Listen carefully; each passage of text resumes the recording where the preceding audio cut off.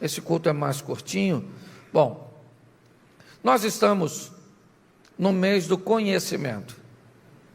Nós entendemos que reconhecer a Deus, para que Ele seja reconhecido, para que nós tenhamos um entendimento que Ele está agindo naquele momento, que a porta está sendo aberta por Ele, que é Ele que está dando a direção, que agora é o momento.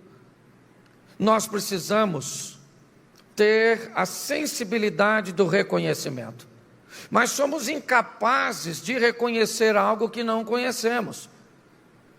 A base de toda essa estrutura é conhecer a Deus. Oséias, no capítulo 6, no verso 3, ele diz assim: então conheçamos e prossigamos em conhecer ao Senhor. Qual é a grande dificuldade que temos? E o próximo mês é o mês da intimidade, e ele já vem depois do conhecimento, porque quando nós conhecemos, nos tornamos íntimos, mas mesmo assim, isso não significa que vamos ser assertivos, porque muitas vezes conhecemos nosso cônjuge, conhecemos nossos filhos, conhecemos nossos pais, e temos intimidade, mas mesmo assim, em alguns momentos, fazemos coisas que sabemos que pelo nível de intimidade que temos, ainda vamos desagradar as pessoas, vamos criar ambientes desconfortáveis. Então, muito mais do que conhecer e reconhecer, é pormos em prática. E hoje eu quero conversar com vocês, até para dar mais informações, porque grande parte das pessoas que me procuram, às vezes para um gabinete, por uma instrução, elas querem saber se é Deus que está naquele negócio, se é Deus que está naquela sociedade, se é Deus que está mandando aquela pessoa para ela se relacionar, se é Deus, se Deus está naquele momento, se agora é hora. E por que é que as pessoas têm tanta dificuldade de reconhecer isso? Por falta de conhecimento. O povo peca e erra porque lhe falta conhecimento ou entendimento. Então é muito importante, de uma forma sóbria, nós conhecemos valores, princípios e maneiras que Deus trabalha. Por quê? Porque numa questão futura, nós podemos fazer uma avaliação pelas informações que já temos, pelo conhecimento. Bom, precisamos usar de uma mentira para resolver alguma coisa. Então eu preciso entender qual mentira que Deus é Pai.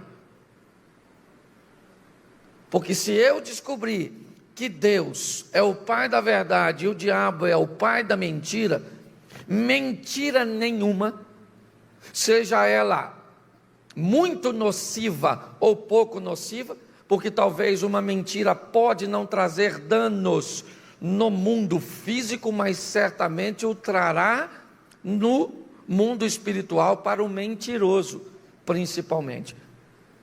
E algumas pessoas, às vezes, até dizem: não, pastor, tem algumas mentirinhas que Deus tolera, mentira branca. Isso deve ser até alguma coisa de preconceito. Então eu quero te direcionar com algumas informações, e é isso que tenho buscado fazer. Eu quero mostrar a você, será que as boas intenções por si só valem? Como eu vou fazer a coisa certa? Primeiro eu tenho que definir o certo para quem, certo? E eu já falei aqui numa outra mensagem, que eu preciso definir se o meu estilo de vida é para agradar a mim mesmo, se é para agradar os outros, ou se é para agradar a Deus. Então, quando eu vou fazer algo certo, antes de fazer o certo, eu preciso definir sobre qual parâmetro, qual diretriz, certo para quem? Certo para os homens? Certo para mim mesmo? certo para o sistema que estamos inseridos, ou certo para Deus. Quando eu olhar para isso, eu vou definir o estilo de vida que eu vou manter, que eu vou viver. Porque às vezes a intenção é magnífica, mas me parece que a falta de conhecimento, e é isso que eu quero mostrar para você, pode colocar toda a sua vida num buraco. Põe para mim na tela, por favor, segundo livro, eu vou usar 3 ou 4 textos só, vai ser rapidinho. Mas o primeiro, deixa eu colocar, segundo livro do profeta Samuel, capítulo 6, verso 2. Segundo Samuel 6:2, dá uma olhada nesse texto aqui. Não veio para cá, eu estou aguardando aqui. E levantou-se Davi e partiu com todo o povo que tinha consigo a Baalá de Judá, para levarem dali para cima a arca de Deus, sobre a qual se invoca o nome do Senhor dos Exércitos. Preste atenção nesse texto aqui. Durante a gestão de Saul, a arca havia sido tomada pelos filisteus. Lembra? Quando Ofni e Finéias morreram. Quando essa arca retorna, ela vai para um determinado local. E Saul não traz essa arca de volta. O tempo passa. E Davi então agora tem o propósito de trazer a arca da aliança para Jerusalém. Pensa num camarada cuidadoso, era Davi. Bem intencionado Davi era. Tão bem intencionado, que Davi pega e manda construir um carro. Um carro novinho, que nada fora transportado nele. Ia ser inaugurado para levar a arca da aliança.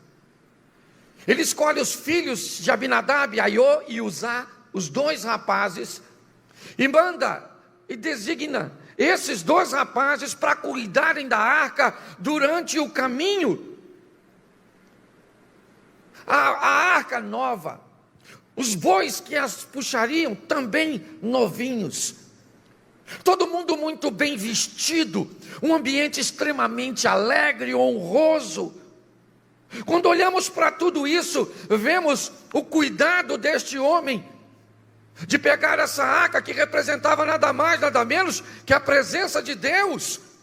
A intenção é a melhor possível, e ele monta todo um cenário, uma alegria tremenda. E Aiô e Uzá vão ao lado do carro de boi, olhando a arca da aliança, os 2 querubins, um de frente para o outro, tocando as suas asas, ali uma peça única, quando de repente, um dos bois tropeçam. E no tropeçar dos bois, a arca balançou para cair, e Uzá então, com cuidado para que a arca não se desequilibrasse, caísse do carro dos bois, ele resolve ampará-la e morre fulminado. Qual é o problema aqui? Intenção extraordinária. Cuidados sensacionais. Propósito correto. Deus queria que a arca fosse para Jerusalém, que ela fosse reverenciada, que as pessoas tivessem o cuidado com ela. Davi fez tudo direitinho. Ele só esqueceu. Aliás, eu não consigo entender isso, que quando essa arca foi feita, na lateral dela, 4 argolas foram colocadas, 2 numa extremidade e 2 na outra. Tirantes revestidos de ouro foram preparados para que entrasse numa argola e na outra, de um lado e do outro, e 4 homens levassem essa arca nos ombros, e não para carro novo, e não para boi novo, e não para toda. E aí eu fico pensando, o que é que uma boa intenção sem a falta de conhecimento, como é que eles podem pecar numa coisa tão primordial, de acharem que estavam fazendo bem, e estavam. A única confusão aqui é que eles faziam o que parecia bem a eles mesmos.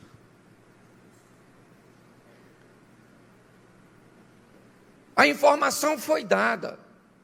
Os indivíduos, eles têm a tribo de Levi, os levitas, eles têm a estrutura. Não tinha acesso a muito material literário, mas a tradição oral. Como é que eles podem? E aí eu que te pergunto, é isso. Quantas pessoas na sua vida, no seu casamento, nos seus negócios, bem intencionadas, oferecendo a excelência, buscam servir a Deus e quebram a cara, vê sua vida rompida, rachada, como o corpo físico de usar, vendo a sua estrutura perecendo, e quando olham para o que estão fazendo, elas se sentem confusas. Eu faço o melhor, as minhas intenções são as melhores, mas a Bíblia está me dizendo que se eu vou conhecer a Deus e quero reconhecê-lo no meu futuro, eu preciso entender que para Deus não basta boas intenções. Deus quer obediência, porque para Ele isso é primazia. Por causa dessa situação, que poderia ter sido magnífico, era só trocar os bois por 4 sacerdotes. Era só, gente, era tão pouquinho. Eles chegaram tão perto de obedecer. Mas nós vimos aqui, antes, a história da lei da semeadura, e eu vou fechar minha mensagem com ela. Eu só queria que nós entendêssemos que quando vamos caminhar com Deus, e se queremos reconhecê-lo, precisamos saber como Deus trabalha, como Deus avalia, qual é a ótica divina, porque o que encanta a Deus, nem sempre encanta os homens. Essa é a grande questão.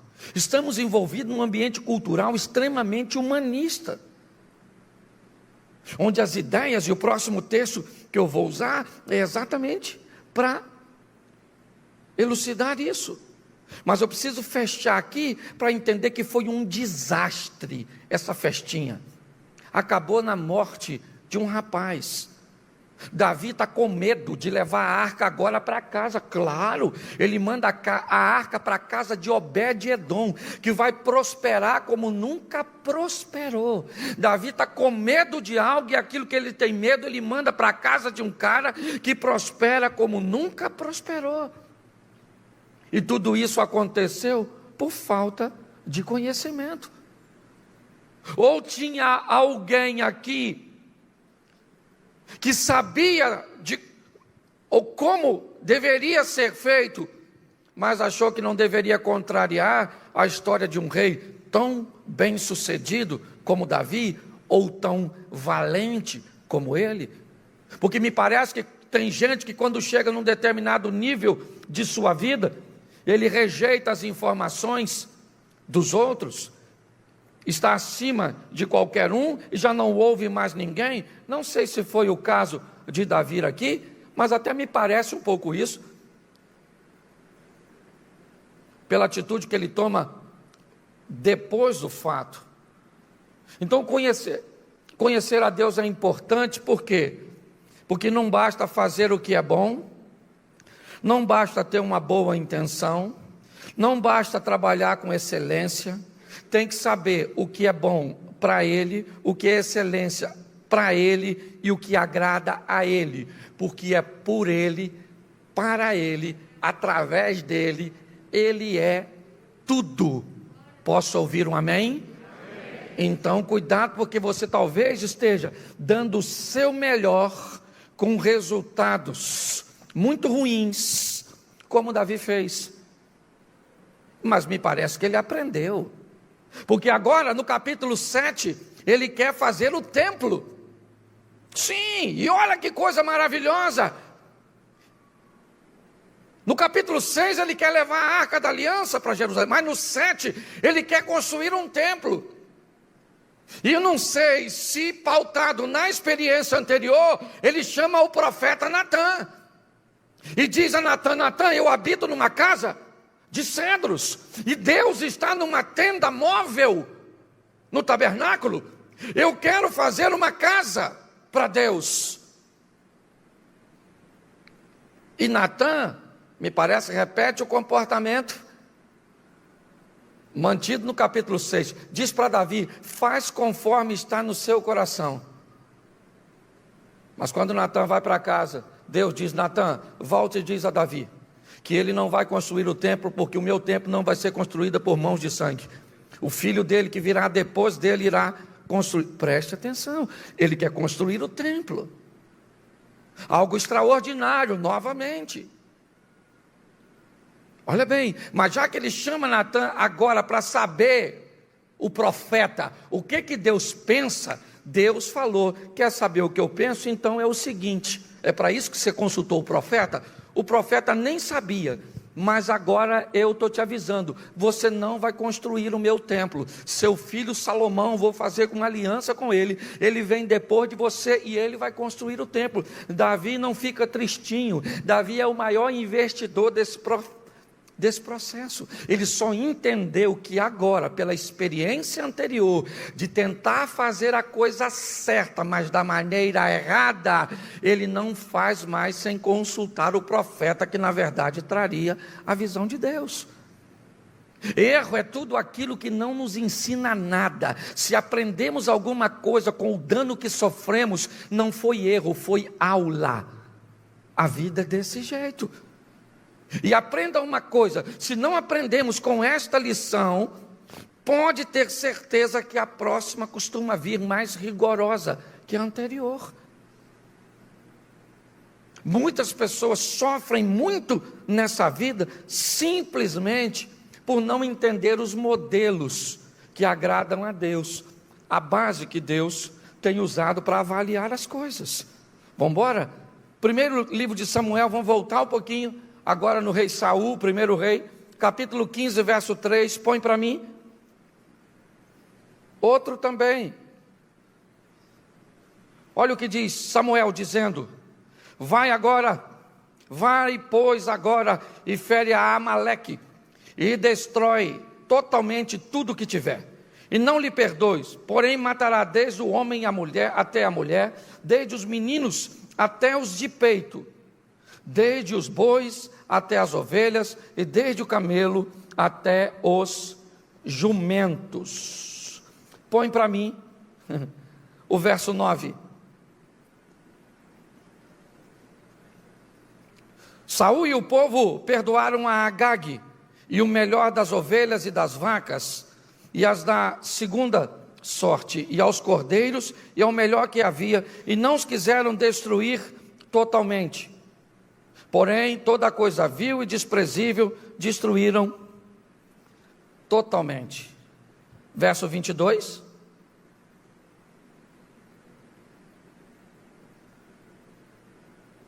Verso 22. Porém Samuel disse: tem porventura o Senhor tanto prazer em holocaustos e sacrifício, como que se obedeça a palavra do Senhor? Eis que obedecer é melhor do que o sacrificar, e o atender melhor que a gordura de carneiro. Preste atenção em mim. Deus chama Samuel e diz: Samuel, vai conversar com Saul, manda ele invadir o território dos amalequitas, porque os amalequitas lá atrás criaram um problema para o meu povo, no momento de uma caminhada. Matem a todos, eu não quero ninguém vivo, eu não quero nenhum inimigo sobrevivendo para conseguir remontar a linhagem.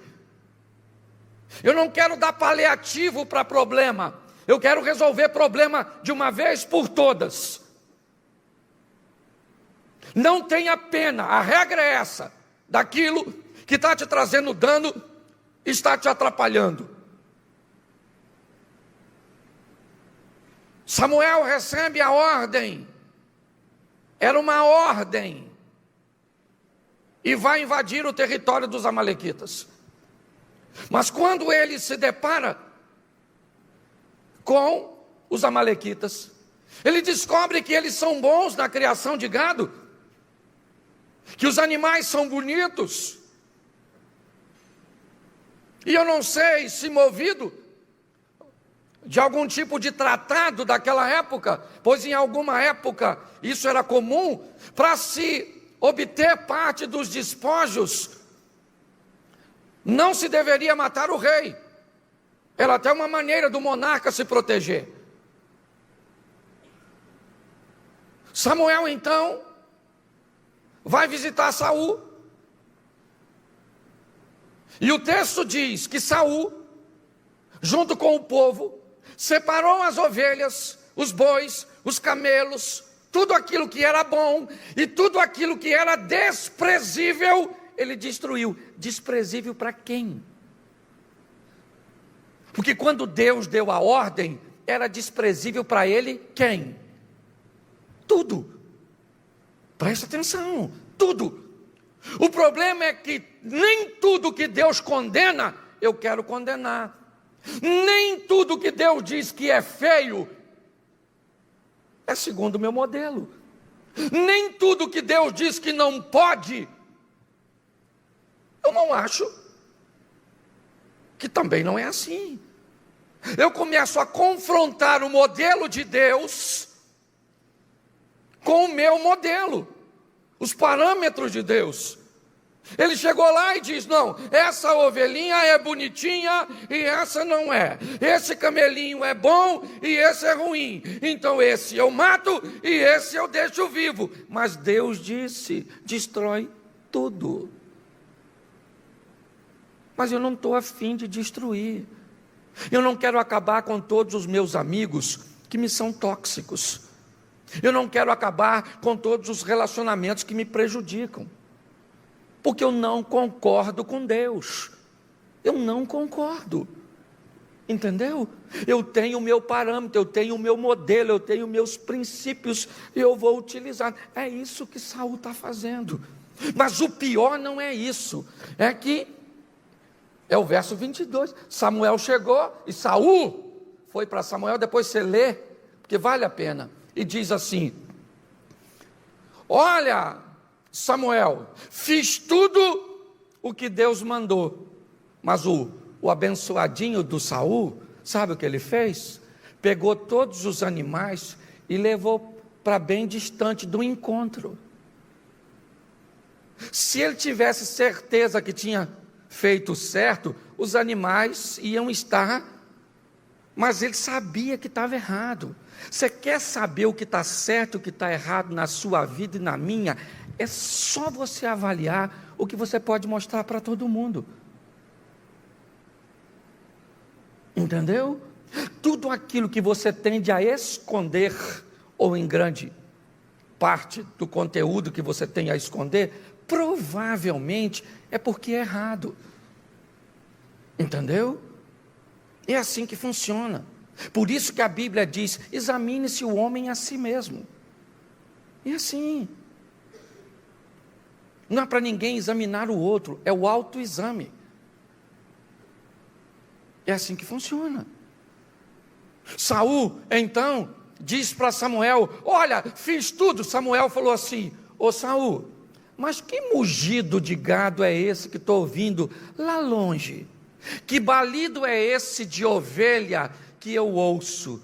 Porque pecado não se esconde, porque pecado faz barulho. O pecado de Saul fez barulho. Aí Saul disse: não, deixa eu te explicar uma coisa, Samuel. É o seguinte: quando eu cheguei lá, nós vimos o gado, as ovelhas, e aí era tão bonito, rapaz, dava para fazer um sacrifício tão legal, dava para honrar a Deus, tão, que nós resolvemos poupar a vida de Agag Mas o nosso propósito é oferecer sacrifício. O nosso propósito é dar uma oferta, sabe, para Deus. Nós vamos fazer uma parada errada aqui, mas nós vamos compensar, dando uma oferta, um dízimo. Entendeu? Então o propósito ele é honroso. Samuel mata Agag. Meu irmão, aqui eu não sou Saul. Se esse cara não obedece o Deus que eu sirvo, matou Agag e disse para Saul o seguinte: meu irmão, eu acho que a questão aqui é a falta de conhecimento. Será que você está pensando que Deus tem mais prazer em holocausto do que em se obedeça a Ele? Eu acho que você está com dificuldade de caminhar com Deus. O grande desafio, e eu falo disso por mim mesmo, porque muitas vezes eu me deparo com coisas e com situações que muitas vezes eu olho e digo: mas Senhor, funciona desse jeito? Funciona, e eu não posso negociar. Eu vendo para você minha casa, eu negocio com você meu carro, mas eu não posso negociar com você aquilo que não é meu. Eu não posso negociar com você a casa do Rogério, porque a casa é do Rogério. Eu não posso negociar com você o carro do Osias, porque não é meu, é do Osias. Então eu não posso negociar, e nem você, com ninguém, aquilo que não é nosso e é de Deus. É assim que funciona. Quando nós olhamos, é aqui, é esse conhecimento que a Bíblia vem me oferecer. Não me basta as intenções, o que eu estou querendo fazer, se vai trazer benefício, se é isso, se vai beneficiar famílias, se vai beneficiar pessoas, se vai fazer... Meu irmão, o jogo não funciona, você está fora. O jogo funciona da seguinte maneira: agradar a Deus, a Deus. O importante é fazer as coisas segundo Deus determinou. É desse jeito. Por isso, às vezes, muitos de nós sofremos sérias consequências. Por quê? Porque sequer somos capazes de conhecê-lo, e se o conhecemos, temos dificuldade de pôr em prática. Então, quero te dar 4 coisinhas para eu terminar aqui, só para que venhamos entender como Deus trabalha, e talvez isso pode te ajudar a fazer uma leitura lá da frente. Sabe aquele reconhecimento apontando para o futuro? Deus está nesse negócio, Deus está nesse relacionamento, Deus está nisso. Eu consigo identificar. Como é que eu identifico? Eu vou reconhecê-lo. É o ano do reconhecimento. E como é que eu reconheço? Eu reconheço. Eu reconheço o seu carro pela placa. Eu reconheço, né? Deixa eu ver quem aqui que eu posso reconhecer. Aqui. Meu cunhado está ali. Eu reconheço. Eu sou capaz de reconhecer, porque eu conheço. Tudo aquilo que eu não conheço, eu não reconheço. E é aí que está o grande problema. É aí que as pessoas têm quebrado a cara, entrado em ambiente pensando que é de Deus, mas não é.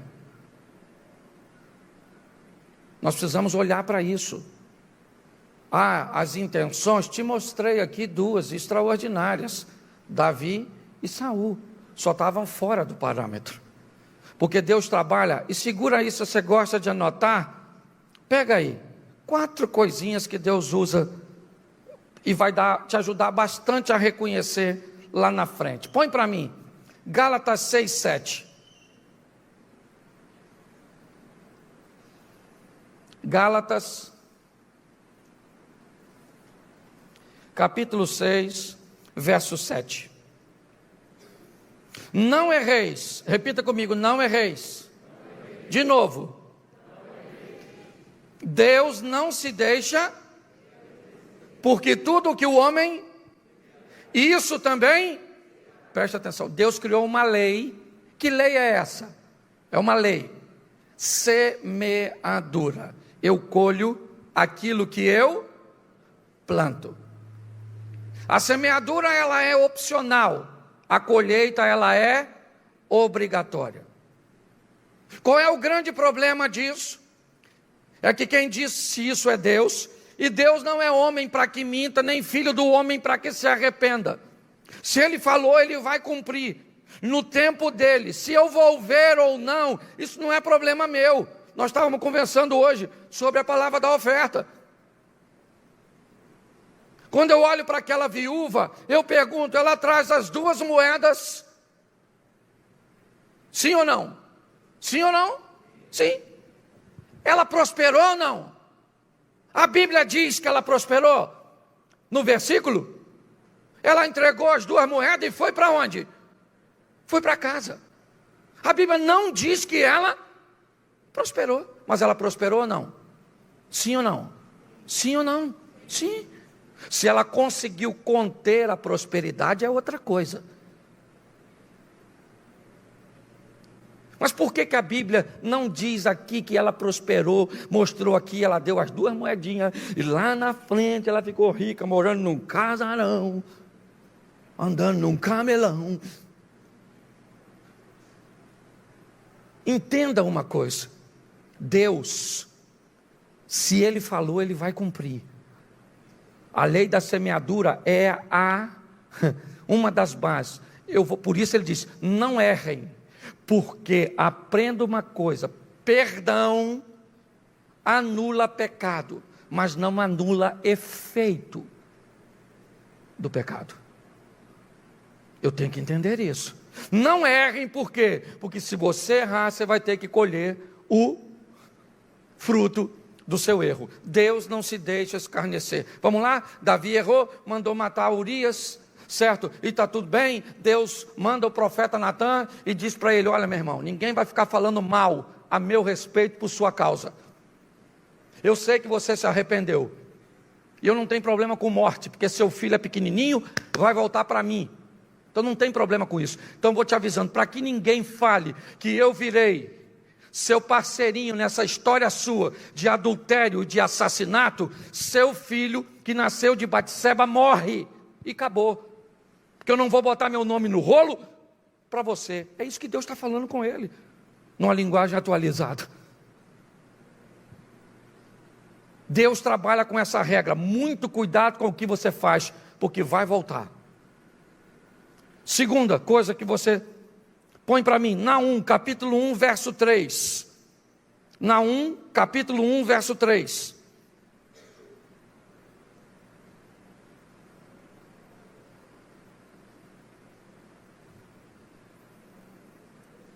O Senhor é tardio em irar-se, mas grande em força, e ao culpado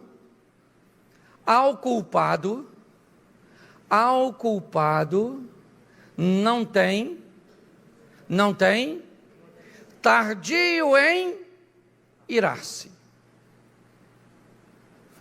Aliás, esse é um conselho que ele dá para mim e para você. E quando alguém não é hipócrita, antes de dar um conselho, ele cumpre aquilo que está falando. A Bíblia nos orienta, sede prestes a ouvir, tardio no falar e mais tardio no irar.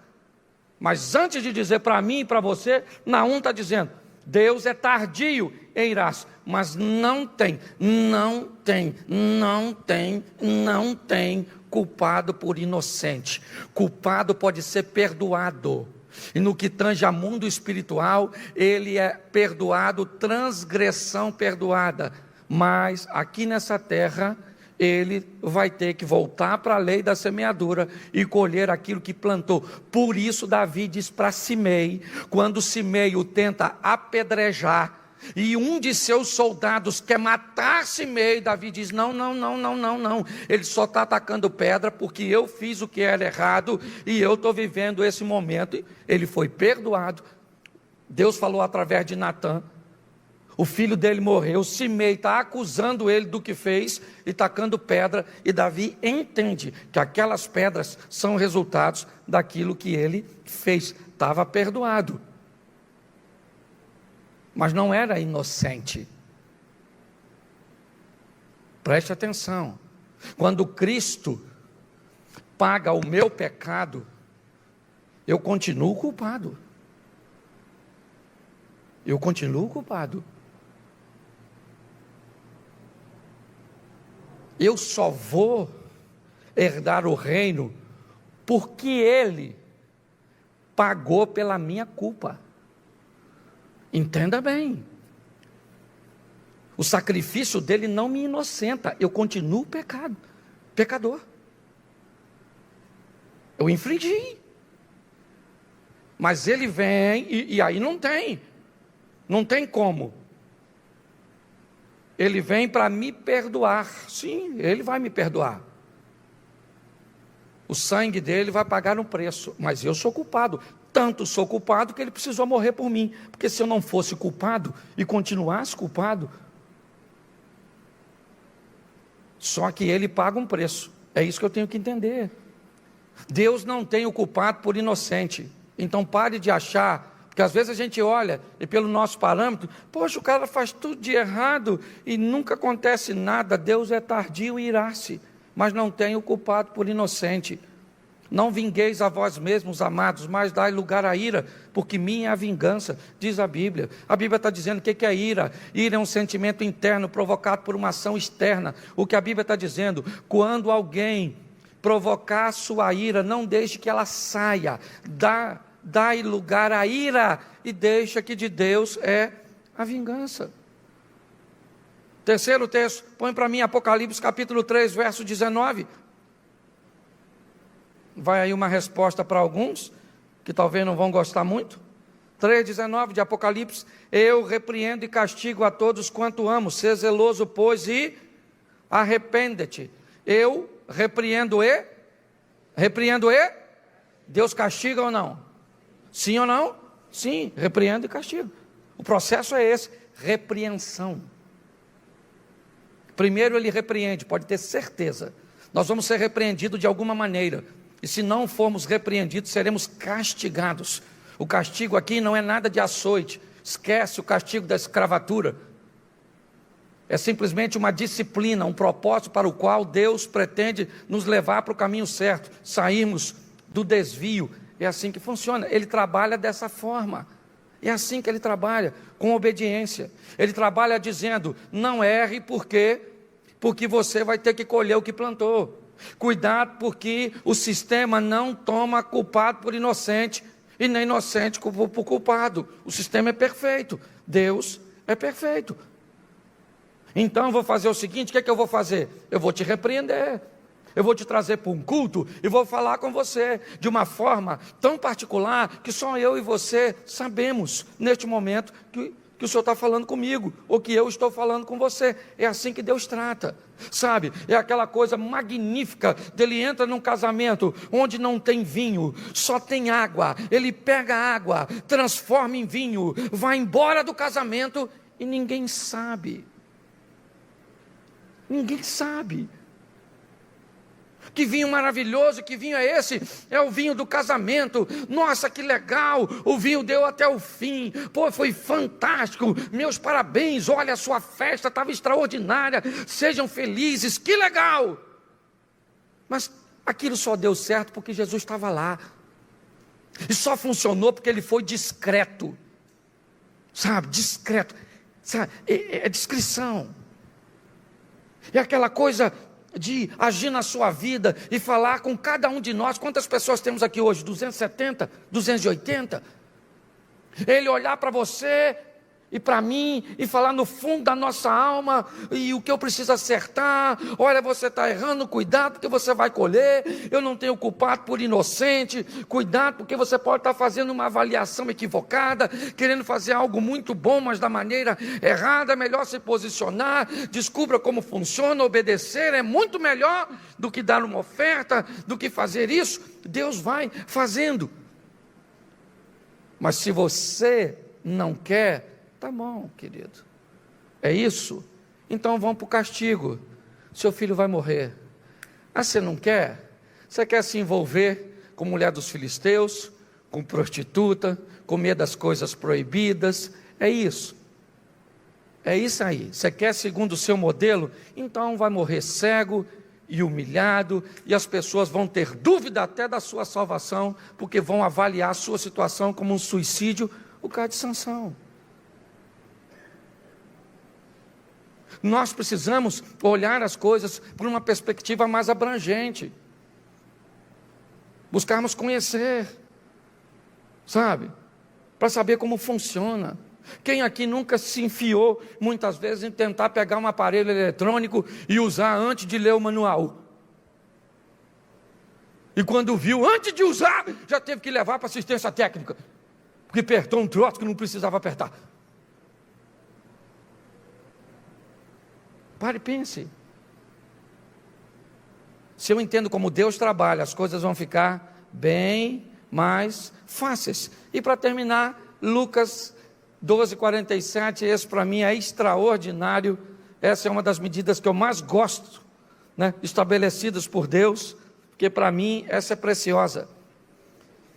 E o servo que soube a vontade do seu senhor e não se aprontou, ele sabia, mas ele não se aprontou, e nem fez conforme a sua vontade, será castigado com muitos açoites. Esse cara do verso 47, ele sabia, mas foi negligente. Quando a casa caiu, a pena foi grande. Vamos ver o 48. Mas o que a não soube e fez coisas dignas de açoite, com poucos açoites será castigado. A qualquer que muito for dado, muito se lhe pedirá, e ao que muito se lhe confiou, muito mais ainda lhe pedirá. Essa é uma das regras que eu mais gosto, a regra da medida. E vou dar uma notícia para você que veio aqui como visitante na igreja. Se não quer saber das coisas para se tornar culpado, não volte mais, porque a gente procura esclarecer.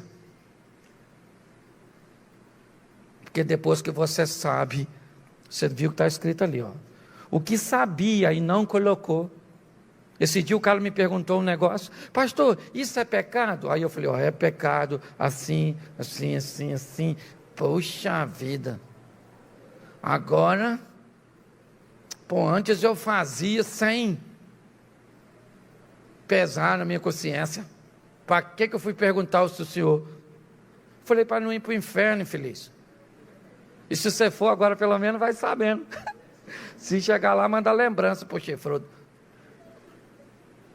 Deixa eu falar uma coisa para você. Essa questão de medida eu acho mó barato. Porque Deus está falando: a quem muito é dado, muito é cobrado. Quem não sabe, fez por causa da ignorância. Igual o cara que chega aqui e fala assim: pastor, divorciei, estava longe do Jesus, fiz isso, fiz aquilo, não tinha consciência, pastor. O que eu falo? Vem para cá, meu filho, vamos embora juntos. Vamos embora. Aí eu explico: rapaz, isso, Aí vem para mim e fala: pastor, eu quero largar minha mulher. Meu filho, poxa, cara, sério. Pô, pastor, mas Deus é minha testemunha. Eu falo: aí eu não sou da promotoria. Se Deus é sua testemunha, não sou eu que vou fazer acusação. Deus não leva em consideração o tempo da ignorância, está escrito no que nós acabamos de ler. Mas se você não... Então, ó, os solteiros aqui, qualquer um que for solteiro aqui, ó. Como é que eu vou falar isso que já está acabando? Se fosse assim na época do Chico Anísio, eu diria: eu vou lhe pichar.